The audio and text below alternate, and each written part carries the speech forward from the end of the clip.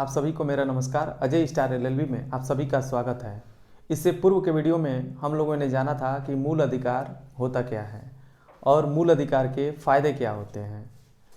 यानी ये जो मूल अधिकार जो मिला हुआ है किन के विरुद्ध मिला हुआ है, तो यह आपको मिला हुआ है राज्य के विरुद्ध मिला हुआ है। यानी ये राज्य के विरुद्ध आपका मूल अधिकार मिला हुआ है। अगर राज्य के द्वारा अगर किसी भी प्रकार के आपके अधिकारों का उल्लंघन होता है तो ऐसी स्थिति में कहीं न कहीं आपका भारतीय संविधान जो है आपको एक सुरक्षा प्रदान करता है, यानी आपके अधिकारों की गारंटी देता है, यानी प्रत्याभूति करता है। तो हम सबसे पहले ये जानेंगे कि आखिर में ये हमारे मूल अधिकार जो मिले हुए हैं राज्य के विरुद्ध मिले हुए हैं, तो हमें ये जानना चाहिए कि आखिर में तो राज्य हम बोलेंगे किसे। तो यानी इससे पहले हम ये जानेंगे किसी भी राज्य का जो निर्माण होता है तो उसके कुछ एसेंशियल एलिमेंट होते हैं। सबसे पहले क्या क्या होना चाहिए, तो भौगोलिक क्षेत्रफल होना चाहिए, दूसरा जनसंख्या होनी चाहिए, तीसरा सरकार होनी चाहिए और संप्रभुता होनी चाहिए, तब जाके एक राज्य का निर्माण होता है। इसी के क्रम में हम जानेंगे कि ये जो राज्य है, जब हम भारतीय संविधान का अनुच्छेद 12 पढ़ते हैं उसके अंतर्गत राज्य की परिभाषा दी गई है और राज्य में क्या क्या शामिल है उसके बारे में बताया गया है। तो इसी के क्रम में हम जानेंगे, यानी जो हमारे मूल अधिकार जो मिला हुआ है तो उसी राज्य के विरुद्ध मिला हुआ है, तो ये हम जानेंगे कि राज्य में क्या क्या शामिल है, यानी राज्य की जो परिभाषा दिया गया है और राज्य में क्या क्या शामिल है उसके बारे में हम जानेंगे। क्योंकि इन्हीं संस्थाओं के माध्यम से जो है हमारी अधिकारों की सुरक्षा प्रदान की जाती है। और जब यह जो संस्थाएं हैं हमारे अधिकारों की सुरक्षा नहीं प्रदान करती हैं तो ऐसी स्थिति में हम अनुच्छेद 32 के तहत और 226 के तहत उच्च न्यायालय में हम रिट याचिका प्रस्तुत करते हैं। यानी यह जानेंगे कि राज्य की परिभाषा में क्या क्या शामिल है, तो केंद्रीय सरकार और उसकी संसद, यानी केंद्रीय सरकार भी आता है और उसकी संसद को राज्य की परिभाषा के अंतर्गत शामिल किया गया है। दूसरे नंबर पर आता है राज्य सरकार और राज्य की विधानमंडल को भी राज्य की परिभाषा के अंतर्गत शामिल किया गया है। तीसरे नंबर पे आता है स्थानीय प्राधिकारी। स्थानीय प्राधिकारी भी राज्य की परिभाषा के अंतर्गत आता है। तो इसके अंतर्गत स्थानीय प्राधिकारी में क्या क्या आता है, तो ये हम जानेंगे कि नगर पालिका आता है, नगर पंचायत आता है, नगर निगम आता है, यानी नगर पालिका परिषद आता है इसके अंतर्गत।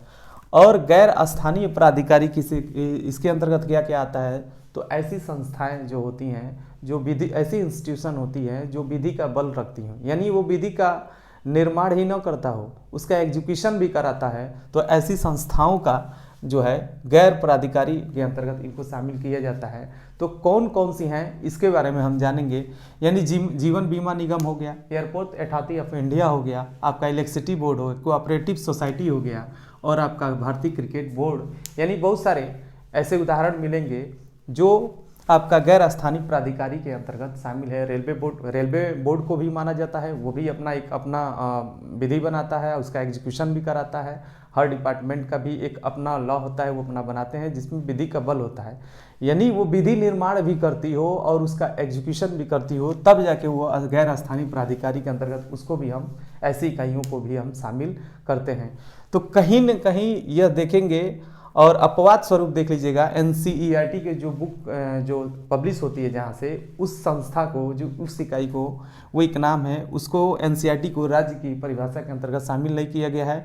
न्यायपालिका क्या राज्य की परिभाषा के अंतर्गत शामिल है कि नहीं है, इस पर काफ़ी डिस्प्यूट है और अभी भी ये तत्कालिक में तो ये राज्य की परिभाषा में के अंतर्गत अभी शामिल नहीं है। अगर क्योंकि इससे केस एक है नरेश बनाम स्टेट ऑफ महाराष्ट्र का जो विवाद है इस पर चल रहा है, अभी राज्य के अंतर्गत इसको शामिल नहीं किया गया है न्यायपालिका को। अब हम इसी क्रम में ये जानेंगे कि जो राज्य है, यानी केंद्रीय सरकार हो या राज्य सरकार हो, चाहे संसद हो, संसद को विधायिका भी कहते हैं, या राज्य की विधानमंडल हो, जो विधि निर्माण करती है उसका एग्जीक्यूशन भी कराती है, यानी केंद्रीय सरकार के कर्मचारी हो या राज्य सरकार के कर्मचारी हो या आपका स्थानीय प्राधिकारी के कर्मचारी हो या आपके गैर स्थानीय प्राधिकारी के कर्मचारी हो, यानी इन्हीं संस्थाओं के विरुद्ध आपका फंडामेंटल राइट्स मिला है, यानी इन्हीं के कर्मचारियों के द्वारा, यानी अधिकारियों के या पदाधिकारियों के द्वारा आपके मूल अधिकारों का यदि उल्लंघन किया जाता है तो ऐसी स्थिति में हम अनुच्छेद 32 के तहत उच्चतम न्यायालय में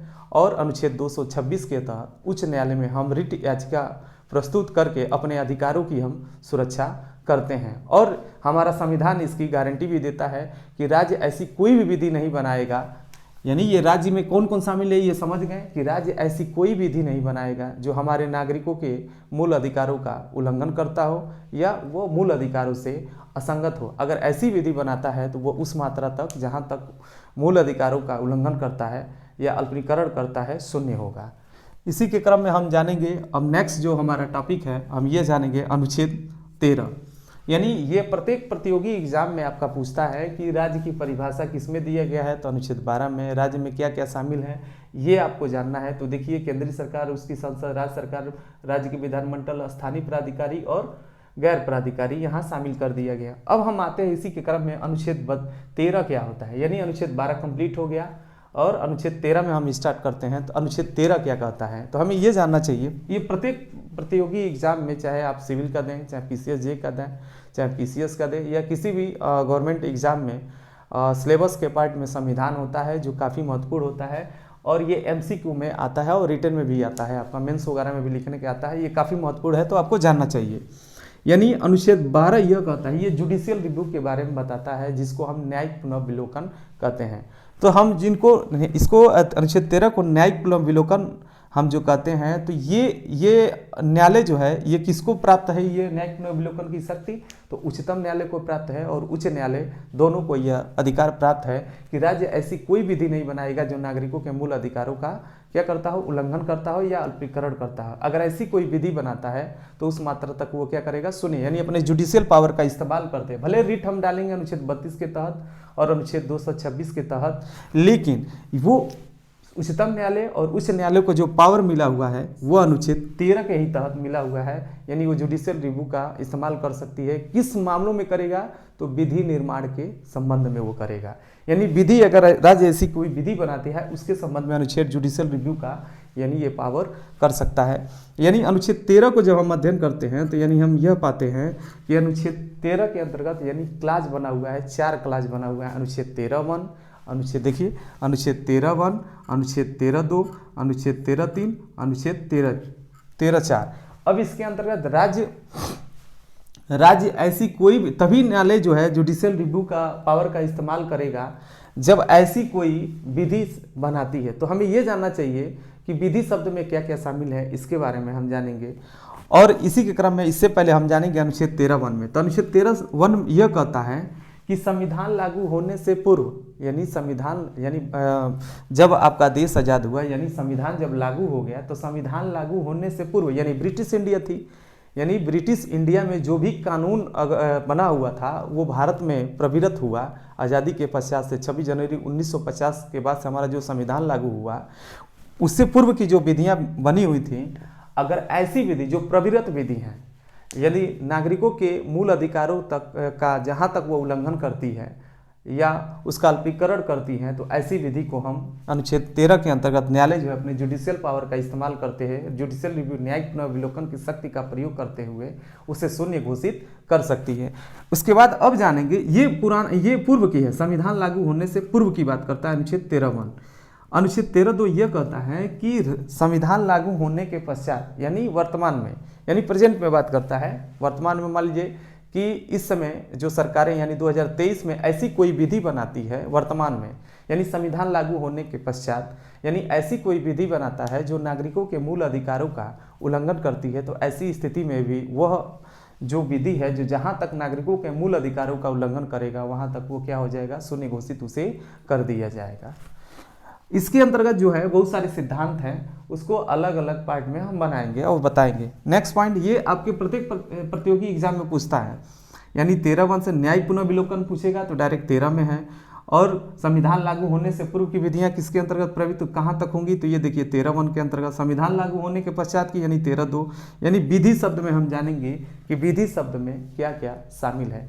तो विधि शब्द के अंतर्गत देखिए, न्यायालय विधि शब्द के अंतर्गत जो बिंदु शामिल होगा वहीं पे वो जुडिशियल पावर का इस्तेमाल कर सकता है, यानी न्यायिक पुनर्विलोकन की शक्तियों का प्रयोग कर सकता है। तो हम जानेंगे विधि शब्द में क्या क्या शामिल है।